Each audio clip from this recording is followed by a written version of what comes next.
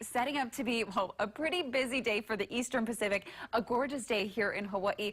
The details about Hawaii in just a moment, but here's what we're tracking in the Eastern Pacific. Okay, Hurricane Fernanda, which we've been following for quite some time, and then a new tropical depression, 8E, that I first told you about yesterday, and Tropical Storm Greg, and then new behind that is now another invest that does have a slight chance that it could strengthen to a tropical cyclone within the next 48 hours.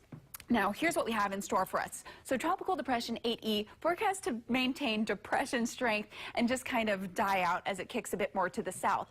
As for Tropical Storm Greg, though, that one's forecast to kind of push to the north of 8E and then take a similar path as Fernanda, but weakening far more quickly and far sooner than Fernanda. So before it even enters in our waters, it looks like around the 135 mark.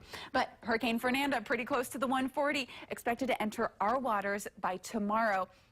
Good news is this system is continuing to weaken and continuing to push to the north. This is actually a little different than the track from yesterday.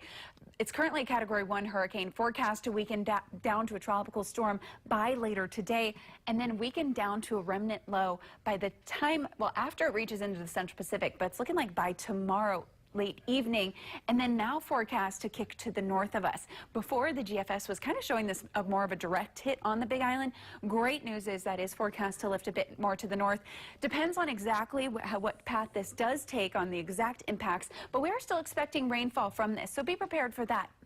I'll continue to track it, but until then, we're going to see gorgeous